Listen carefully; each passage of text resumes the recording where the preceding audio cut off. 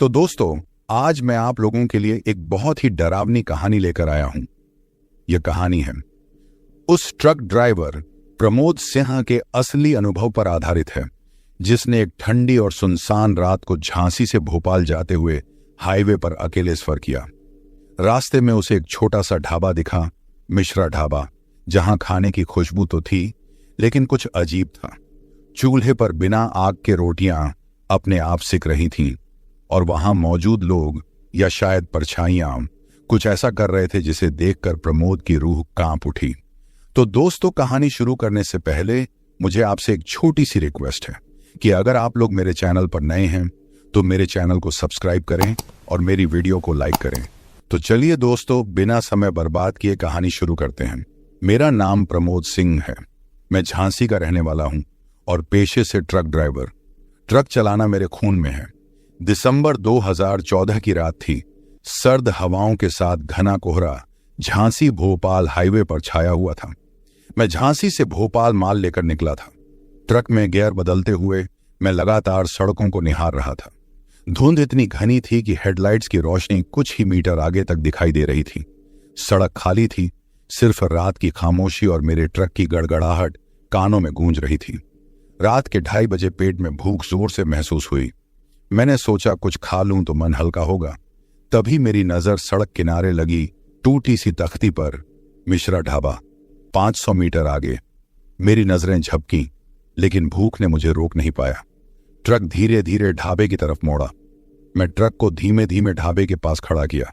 सड़क किनारे टूटी फूटी तख्ती, धुंध और चिलचिलाती ठंड ने मेरी हिम्मत पर जोर डाला। ठंडी हवा मेरे चेहरे पर पड़ते ही मुझे झंझोड़ गई। ट्रक का इंजन बंद किया और धीरे धीरे ढाबे की तरफ बढ़ा। हर कदम पर पैरों के नीचे सूखी पत्तियां खड़खड़ा रही थीं। मैंने देखा कि ढाबे के बाहर 3 लोग बैठे थे। एक बूढ़ा आदमी जिसकी पीठ झुकी हुई थी और 2 अजनबी पुरुष और महिला। बूढ़े ने मेरी तरफ मुस्कुराते हुए हाथ हिलाया। आओ बाबूजी, गर्मा गर्म रोटियां खाओ, बाहर ठंड बहुत है। उसकी मुस्कान में कुछ अलग सा था। वो हड्डियों तक की थकान और अनुभव लिए हुए लग रहे थे, पर आंखों में अजीब चमक थी। मैं अंदर गया, कुर्सी पर बैठा और बोला, भाई कुछ खा लूंगा। ढाबे का माहौल अजीब था। चारों ओर धूल और पुरानी लकड़ी की गंध थी। दीवारों पर फटे हुए कैलेंडर और पुरानी फोटोग्राफें लगी थीं। चूल्हे की तरफ मेरी नजर गई। धुआं नहीं था, आग नहीं थी, लेकिन लोहे की तवे पर रोटियां अपने आप फूल रही थीं। मेरे मन में एक अजीब सा डर बैठ गया और फिर मैंने देखा एक औरत की परछाई रोटियों को पलट रही थी। चेहरा पूरी तरह से ढका हुआ था। मैंने अपनी आंखें चौड़ी कर ली। चाय वाले ने बिना कुछ कहे मेरे पास रोटियां रख दी। मैंने धीरे से पूछा, भाई यह कैसे हो रहा है? आग नहीं है, पर रोटियां खुद क्यों पक रही हैं? ढाबा वाले ने सिर हिलाया और कहा, साहब, यहां सब कुछ अलग है। यहां जो भी आता है वो रात के सन्नाटे में कुछ देख कर लौटता है, लेकिन अगर आप ध्यान न दें कुछ नहीं होगा। मैंने सोचा, नहीं, ये तो मेरे ख्याल से थकान और धुंध का असर है। मैंने एक रोटी उठाई, हाथ में लिया और देखा कि रोटी गर्म है। हाथ जलने जैसा महसूस नहीं हुआ। मैंने धीरे से खाया, पर मन को अब भी अजीब लग रहा था। तभी बूढ़े ने मेरी तरफ देखा और धीरे से कहा, साहब, उस औरत से नजरें मत मिलाओ। उसने जो देखा वही असली है। बस खाना खाकर निकल जाओ, ज्यादा देर मत रुको। मैंने सोचा, अजीब है, पर मैं भी थक चुका हूं, जल्दी खाकर निकलता हूं। जैसे ही मैं रोटी खा रहा था, दूसरी तरफ से हल्की हवा चली। रोटियां फिर खुद पलटने लगी। मैंने और करीब देखा, परछाई की आकृति अब भी वही थी। उसका चेहरा पूरी तरह से ढका हुआ था। मुझे ऐसा लगा जैसे वो मेरी हर हरकत देख रही है। दिल जोर से धड़कने लगा। मैंने ढाबा वाले से पूछा, भाई ये कौन है? वो धीमे स्वर में बोला, साहब, इस ढाबे की रूहें पुरानी हैं। कुछ साल पहले एक परिवार यहां खाना खाकर गया और कभी लौटा नहीं। उसके बाद से इस जगह के चूल्हे पर जो रोटियां बनती हैं वो उन्हीं की यादों से बनती हैं। औरत की परछाई वही उनका हिस्सा है। मैंने उसे हंसते हुए टाल दिया। भाई, रात के 2:30 बजे डरावनी बातें कौन सुनता है? पर भीतर का डर बढ़ता जा रहा था। ढाबे की ठंडी हवाओं और धुंध में मेरे दिल की धड़कन तेज हो रही थी। उस चूल्हे की तरफ मेरी नजर बार बार जा रही थी, जहां आग की कोई लपट नहीं थी। लोहे की तवे पर रोटियां अपने आप फूल रही थीं। मेरी आंखों के सामने हर रोटी धीरे धीरे उठती, फूली और पलटती। परछाई में ढकी औरत का हाथ लगातार उन्हें पलट रहा था। मैं घबरा गया। मेरी सांसें तेज और अस्थिर थीं। मैंने हिम्मत जुटाकर बूढ़े की तरफ देखा और पूछा, बाबा, आग कहाँ है? ये कैसे संभव है? बूढ़ा ठहाका मारकर बोला, यहां आग की जरूरत नहीं, यहां रोटियां अपने आप सिकती हैं। जो चीजें तुम देख रहे हो वो यहां की रूहों और यादों की देन है। मैंने पलटा और देखा, बाकी दो अजनबी भी हंस रहे थे, पर उनकी हंसी में कुछ अजीब था। आंखों की लाल चमक अंधेरे में उभर रही थी, जैसे किसी जानवर की होती है। मैंने अपनी कुर्सी पीछे की ओर खिसकाई। ट्रक की थकान और भूख के बावजूद मन कर रहा था कि अब यहीं से चला जाऊं। जैसे ही मैं उठकर जाने लगा, बूढ़ा गुस्से में बोला, यहां बैठने वाला बिना रोटी खाए नहीं जाता। मेरी नजरें झपकी और परछाई में ढकी औरत अचानक मेरे सामने आ गई। उसके हाथ में एक थाली थी जिसमें 2 और रोटियां थीं। उन्होंने धीरे से उसे मेरे सामने रख दिया, बिना एक शब्द बोले। मैं हक्का बक्का रह गया। हाथ कांप रहे थे। पसीना सामने की ठंडक और डर के साथ मिलकर मेरी पीठ पर उतर रहा था। मन में सवाल उठ रहे थे, ये लोग कौन हैं? ये औरत कौन है? ये ढाबा, ये चूल्हा, सब कुछ असली है या मेरा भ्रम है? मैंने थाली उठाई। रोटियां हाथ में गर्म थीं, पर जलने का कोई एहसास नहीं, जैसे कोई अदृश्य हाथ उन्हें तैयार कर रहा हो। बूढ़ा मेरी ओर झुककर बोला, साहब, रात के वक्त इस ढाबे पर जो भी आता है उसे यही रोटियां परोसती हैं। जो खाता है उसका भाग्य बदल जाता है, जो नहीं खाता उसका पता नहीं। मैंने धीरे से कहा, भाई, मैं थक गया हूं, बस निकल जाऊं, ये डर मुझे मार देगा। बूढ़ा ने सिर हिलाया, साहब, ये डर तुम्हारे अंदर नहीं, बाहर है। ये ढाबा सिर्फ दिखाता है कि इंसान कितना छोटा है। रोटियां खाओ और तब निकलो। मैंने थाली उठाई और धीरे धीरे एक रोटी को उठाकर निगल लिया। उसके स्वाद में कुछ अजीब सा था, मिट्टी, धुआं और किसी पुरानी याद की गंध। पर जब मैंने दूसरी रोटी खाई तो ऐसा लगा जैसे कोई मेरी आंखों के सामने पुरानी तस्वीरें दिखा रहा हो। मैंने देखा कि परछाई वाली औरत रोटियों को पलट रही थी, पर अब उसकी गति कुछ तेज हो गई थी। मेरी सांसें और तेज हो गईं। मैंने ढाबा वाले की तरफ देखा, लेकिन अब उसकी मुस्कान गायब थी। चेहरे पर गंभीरता और कुछ छिपा हुआ डर था। अजनबी पुरुष और महिला खामोश थे, पर उनकी आंखों की लाल चमक अब और तेज हो गई थी। मेरे दिल में डर की लहर दौड़ गई। लगा जैसे वो मेरी हर सांस, हर हरकत को नाप रहे हों। मैंने खुद से कहा, प्रमोद, ये सब भ्रम है, बस रात की ठंड और थकान का असर है। लेकिन मन कह रहा था कि यहां कुछ असली है और मैं इसे नजरअंदाज नहीं कर सकता। तभी बूढ़ा मेरी ओर झुका और धीमे स्वर में कहा, साहब, तुम देख रहे हो पर समझ नहीं रहे। ये ढाबा, ये रोटियां, ये परछाई सब पुरानी आत्माओं की ऊर्जा से भरी हैं। जो व्यक्ति बिना भय के खाता है उसे कुछ नहीं होता। जो डरता है उसकी आत्मा कुछ देर के लिए यहां रह जाती है। मैंने सिर हिलाया, पर मन में और भय बढ़ गया। ढाबे का माहौल पहले से और भी अजीब हो गया था। हवा में ठंडक और घने कोहरे के साथ एक अजीब गंध फैल रही थी, जो मिट्टी और सड़ी हुई लकड़ी की खुशबू के साथ कुछ और भी छिपी हुई लग रही थी। मैं थाली को देखा जिसमें 3 रोटियां रखी हुई थीं। पहली नजर में तो वे साधारण सी रोटियां लग रही थीं, लेकिन जैसे ही मैंने करीब जाकर देखा तो मेरे हाथ कांपने लगे। उन रोटियों पर तेल या घी की जगह कोई गाढ़ा लाल तरल टपक रहा था, जो खून जैसा दिख रहा था। मैं डर के मारे हकलाने लगा। मेरे हाथ थरथराते हुए थाली को पकड़ रहे थे। हौले से मैंने बूढ़े की ओर देखा। उसकी आंखों में चमक और चेहरे पर एक अजीब सी गंभीरता थी। बूढ़ा धीमे स्वर में बोला, खा लो बाबूजी, वरना पछताओगे। जो लोग डर के मारे इसे छोड़ देते हैं, उनकी किस्मत यहां हमेशा के लिए बदल जाती है। मैंने सोचा, यह सब मेरी आंखों का भ्रम है।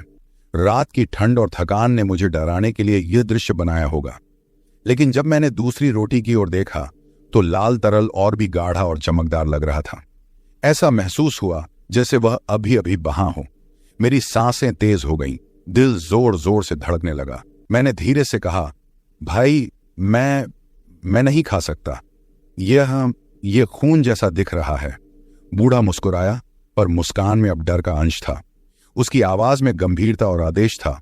बाबूजी, डरना मत। या तो इसे खाओ और सुरक्षित निकलो, या डर के मारे यहां फंस जाओ। जो यहां फंसते हैं उनके पीछे कभी कोई नहीं आता। मैंने पीछे हटने की कोशिश की। उसी समय अचानक मेरे कंधे पर किसी ठंडी बर्फ जैसी हथेली का स्पर्श हुआ। मेरी रूह कांप गई। मैंने पलटकर देखा, परछाई वाली औरत खड़ी थी। उसका चेहरा पूरी तरह दिखाई दे रहा था, पर अभी भी ढका हुआ था। उसकी आंखों में गहरी लाल चमक थी और वह मुझे देख रही थी बिना किसी शब्द के। मैं डर के मारे जकड़ गया। हाथ पांव फ्रीज हो गए। जैसे ही मैंने पीछे हटने की कोशिश की, बूढ़ा अचानक मेरे सामने खड़ा हो गया और गंभीर स्वर में बोला, डर मत बाबूजी, जो करना है अब करना ही पड़ेगा।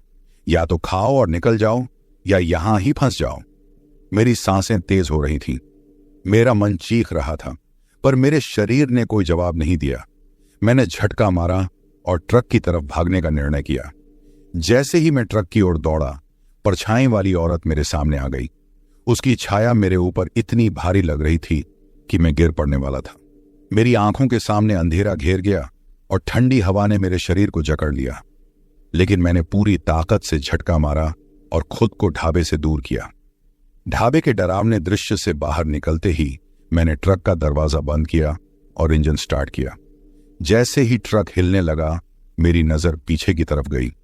मेरी आंखों पर विश्वास नहीं हुआ। जहां कुछ ही मिनट पहले बूढ़ा, अजनबी और परछाई वाली औरत खड़ी थी, वहां अब खाली मैदान था। न बूढ़ा था, न अजनबी, न चूल्हा, न रोटियां और न ही कोई ढाबा। बस घना कोहरा, सन्नाटा और सुनसान मैदान। मेरी रूह में ठंडक दौड़ गई। दिल जोर जोर से धड़क रहा था। हाथ कांप रहे थे और पसीना मेरे माथे पर उतर रहा था। लगा जैसे मैं किसी भटकते सपने में हूं, पर ट्रक की आवाज और सड़कों की ठंडक रियल महसूस हो रही थी। मैंने धीरे धीरे ट्रक की रफ्तार बढ़ाई, पर दिल का डर नहीं घट रहा था। हर मोड़, हर पेड़ की छाया मुझे उस ढाबे और वहां घटित घटनाओं की याद दिला रही थी।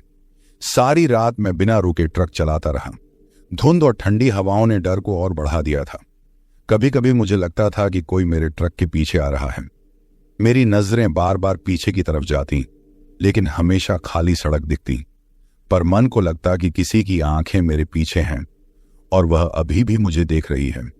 जैसे ही सुबह की पहली रोशनी आई, मुझे रास्ते में एक छोटे से गांव का दृश्य दिखाई दिया। खेतों के बीच में धुंध के बीच एक चाय की दुकान थी। मैंने तुरंत ट्रक रोका और दुकान की तरफ बढ़ा। पेट की भूख और रात के डर को भुलाकर मैं कुछ गर्म चाय पीने का सोच रहा था। चाय की दुकान पर बैठते ही मैंने गांव वालों से ढाबे के बारे में पूछा। मैंने कहा, भाई साहब, क्या आप लोग जानते हैं इस सड़क के किनारे कोई मिश्रा ढाबा है? गांव वाले हंसे, पर उनकी हंसी में अजीब सी गंभीरता थी। एक बुजुर्ग आदमी, जो शायद गांव का मुखिया था, बोला, बाबू, इस सड़क के किनारे कोई ढाबा नहीं है। कितनी बार लोग पूछते हैं, पर वहां कुछ भी नहीं है।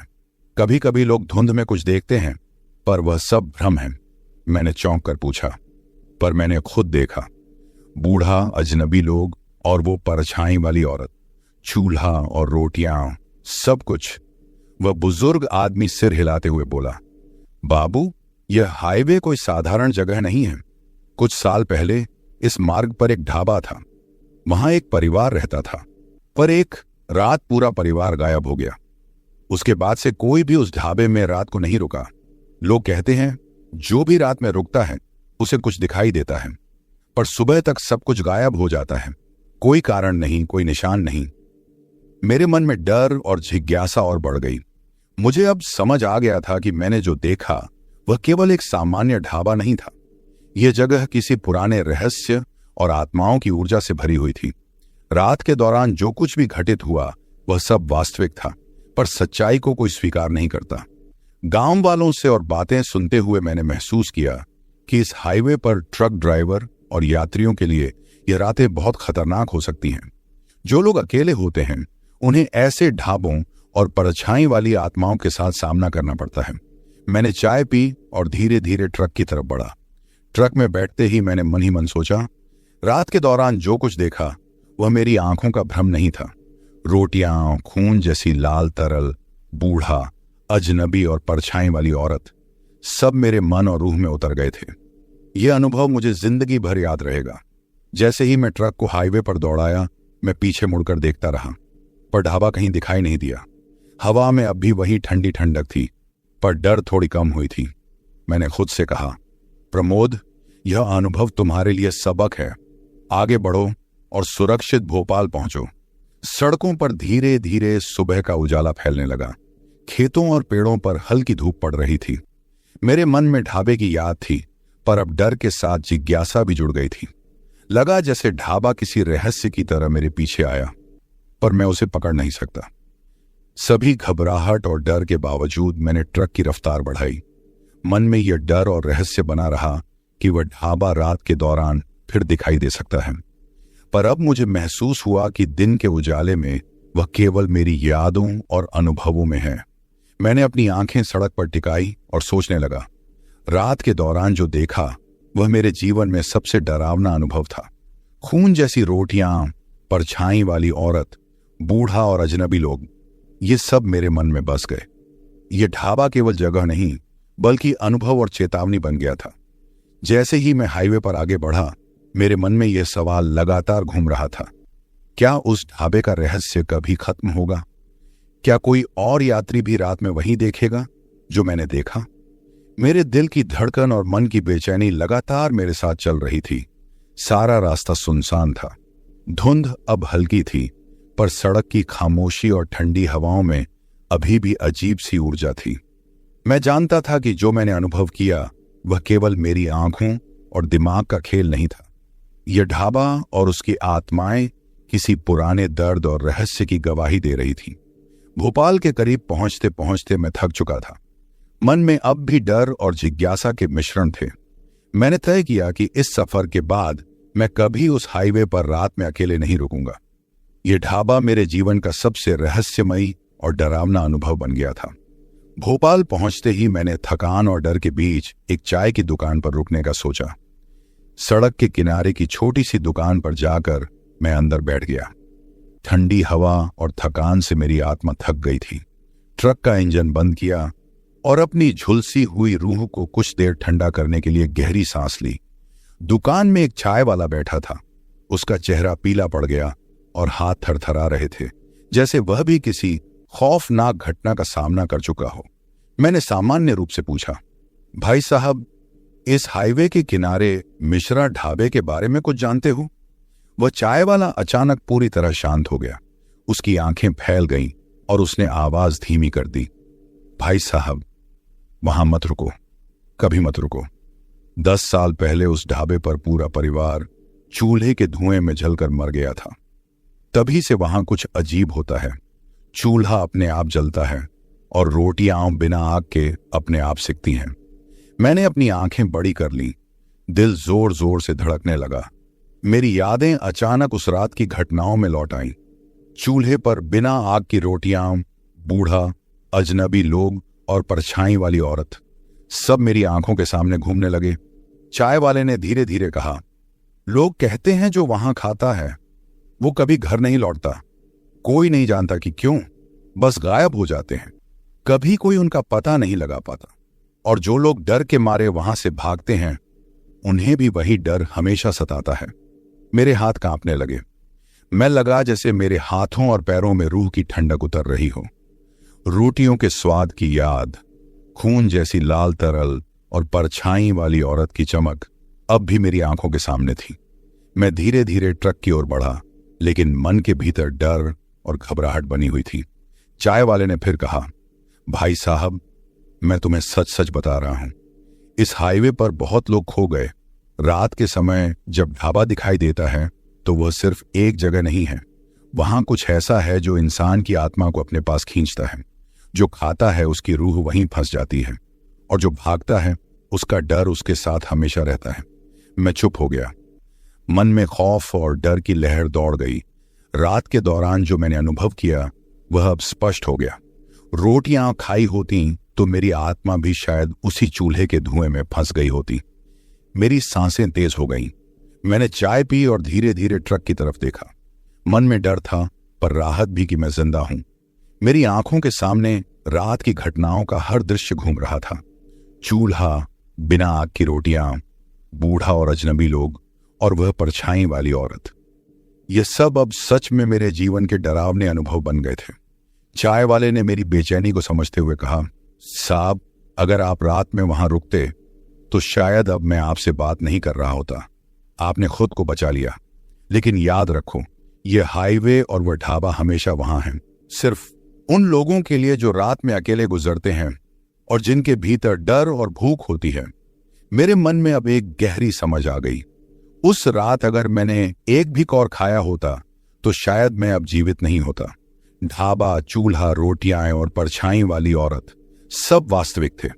मेरे अंदर डर और आस्था का मिश्रण बन गया। मैंने धीरे धीरे ट्रक की तरफ बढ़ते हुए मन ही मन सोचा कि अब कभी उस हाईवे पर रात में अकेले नहीं रुकूंगा। यह अनुभव मेरे जीवन का सबसे डरावना और रहस्यमयी अनुभव बन गया था।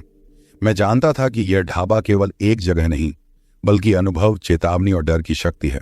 सड़क पर चलते हुए मैं सोच रहा था, कितने लोग वहां रात में रुके होंगे और खो गए होंगे, कितने लोग डर के मारे भागने में सफल हुए होंगे और कितने अपनी आत्मा खो बैठे होंगे। खून जैसी रोटियां, परछाई वाली औरत, बूढ़ा और अजनबी लोग, इन सब ने मेरे दिल और दिमाग में डर और रहस्य की कहानी छोड़ दी थी। रास्ते में सूरज की हल्की किरणें पड़ रही थीं, धुंध धीरे धीरे हट रही थी। सड़क अब कम डरावनी लग रही थी, लेकिन मन में वह रात और ढाबे की यादें अभी भी जीवित थीं। मैंने ट्रक की रफ्तार बढ़ाई, पर मेरी आत्मा अब भी उस रात के डर और खौफ के साथ चल रही थी। मैं जानता था कि यह अनुभव मेरे जीवन में हमेशा रहेगा। उस ढाबे का रहस्य, रात की घटनाएं और वह खौफनाक सच सब मेरी आत्मा में घर कर गए थे। और यह डर और रहस्य केवल मेरे लिए ही नहीं, बल्कि उन सभी यात्रियों के लिए भी था जो उस हाईवे पर रात में अकेले गुजरते हैं। मैंने खुद से कहा, प्रमोद, अब तुम जिंदा हो। जो कुछ हुआ वह सबक है, लेकिन याद रखो, यह ढाबा और उसकी आत्माएं हमेशा वहां हैं। रात के दौरान जो कुछ भी दिखाई देता है वह केवल डर और भूख की ऊर्जा का परिणाम है। रास्ते में चलते हुए मन में यह भय और समझ साथ साथ चल रहे थे। खौफनाक सच अब सामने था। ढाबा, रोटियां, बूढ़ा और परछाई वाली औरत सब वास्तविक थे, और मेरी जिंदगी अब उस रात के अनुभव से बदल चुकी थी। भोपाल पहुंचते पहुंचते मेरी आंखों के सामने रात का डर और सुबह का उजाला मिलकर एक अजीब सा मिश्रण बना रहे थे। मन में अब यह सवाल उठ रहा था, कितने और लोग उस हाईवे पर रात में वही देखेंगे जो मैंने देखा, और कितने लोग खौफ और डर की इस कहानी के हिस्से बनेंगे। मैंने ट्रक रोका, गहरी सांस ली और मन ही मन प्रण लिया कि अब कभी रात में अकेले हाईवे पर नहीं रुकूंगा।